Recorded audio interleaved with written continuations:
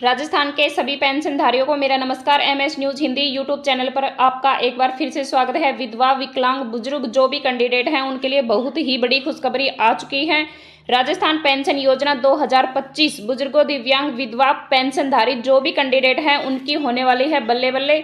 उनको मिलने वाले हैं 3,000 रुपये पर मंथ। 31 मई तक की जो लास्ट डेट दी गई है, जान लेते हैं कितने कैंडिडेट को कौन कौन से कैंडिडेट को कितने पैसे मिलते हैं।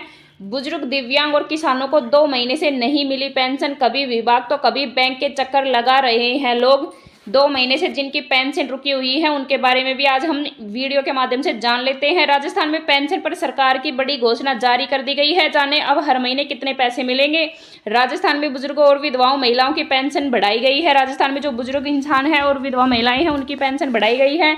वित्त मंत्री दिया कुमारी ने सदन में बजट पेश करते समय ऐलान किया गया है। ईपीएफओ का ये कदम क्यों है सराहनीय। इस फैसले में उन बुजुर्गों को बड़ी राहत मिलेगी जो रिटायरमेंट के बाद पूरी तरह पेंशन पर निर्भर रहते हैं। 300 भले ज़्यादा न लगे, लेकिन अब जिनकी 1,000 से 1,500 की पेंशन थी उनके लिए बदलाव बड़ा है। यह एक सशक्तिकरण का कदम है जिससे बुजुर्गों को सिर्फ पैसा ही नहीं बल्कि भरोसा भी मिलने वाला है। 2025 जून में राजस्थान में विधवाओं, महिलाओं को मिलने वाली पेंशन राशि 1,250 रुपये कर दी गई है।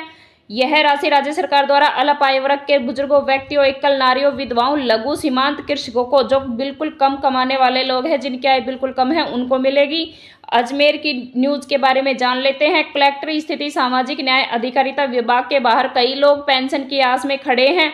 पिछले 2 महीनों से वृद्धजन, दिव्यांग, किसानों और विधवाओं को सामाजिक सुरक्षा पेंशन नहीं मिल पा रही है।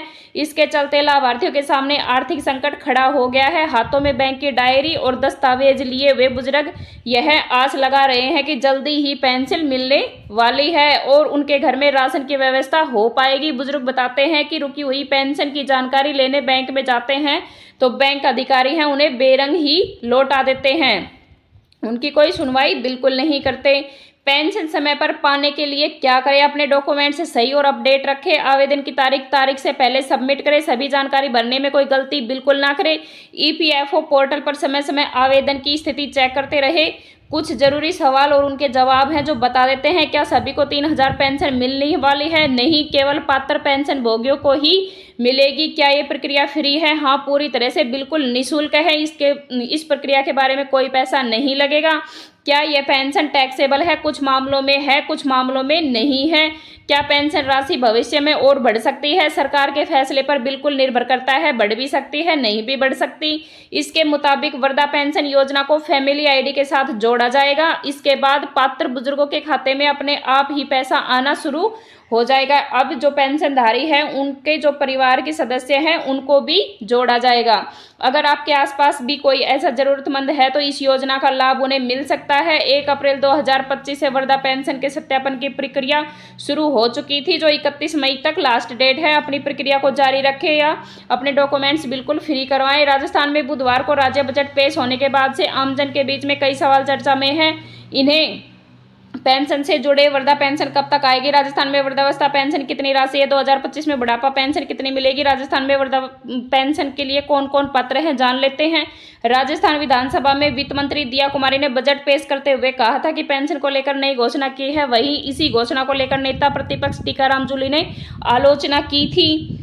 लोग उठा पाएंगे इस योजना का फायदा, हम जान लेते हैं। ईपीएफओ को इस योजना का फायदा उन सभी लोगों को मिलेगा जो पहले से ही ईपीएफ में पेंशन के अंतर्गत आते हैं, जिनकी पेंशन 3,000 से भी बिल्कुल कम है। खासतौर पर निजी कंपनियों में जो छोटे काम करने वाले मजदूर हैं, छोटे उद्योगों के कर्मचारी और सरकारी पेंशन योजनाओं से जुड़े लोग इस स्कीम से सीधा लाभ पाएंगे। इसका मकसद यह नहीं है कि बुजुर्गों को नहीं मिलेगा पेंशन। अपनी वृद्धावस्था में पैसों की तंगी के कारण परेशान न होने के कारण बुजुर्गों को भी ये पेंशन मिलने वाली है। ये योजना क्यों है खास, जान लेते हैं। इस योजना से वृद्धावस्था सुरक्षा बढ़ेगी क्योंकि अब हर पेंशन भोगी को एक निश्चित न्यूनतम राशि मिलेगी। इससे उनका जीवन स्तर सुधरेगा और उन्हें आर्थिक रूप से आत्मनिर्भर बनने के लिए मदद मिलेगी। सरकार चाहती है कि रिटायरमेंट के बाद भी लोगों का सम्मानजनक जीवन जीने का मौका मिले। साथ ही यह पेंशन सिस्टम और पारदर्शी और आसान बना दिया गया है। सरकारी स्कीम अटल पेंशन योजना के बारे में जान लेते हैं। एक नया रिकॉर्ड बनाया गया है। पेंशन फंड रेगुलेटरी डेवलपमेंट की अथॉरिटी की जानकारी दी है कि सरकारी योजना के तहत 31 मार्च 2025 तक 60 करोड़ से ज़्यादा लोगों को नामांकन किया गया है। योजना के 10वें साल में यह एक बड़ी उपलब्धि के तौर पर देखा जा रहा है कि यह योजना लोगों को बुढ़ापे में रेगुलर इनकम लाभ देगी, यानी कि बुढ़ापा का जरिया, जीने का जरिया बनेगा।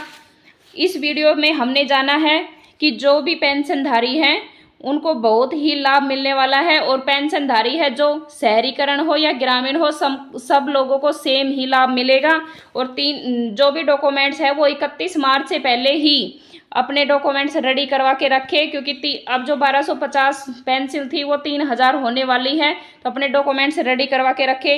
साथियों, जो अपडेट थी वो मैंने आप लोगों तक पहुंचा दी है। आज का ये वीडियो विकलांग लोगों के लिए भी खास होने वाला है, विधवा लोगों के लिए भी खास था, तो अपने डॉक्यूमेंट्स रेडी करवा के रखे। और अभी तक आपने हमारे चैनल को सब्सक्राइब नहीं किया है तो MS news Hindi YouTube channel को सब्सक्राइब करना बिल्कुल ना भूले। जय हिंद, जय भारत, धन्यवाद।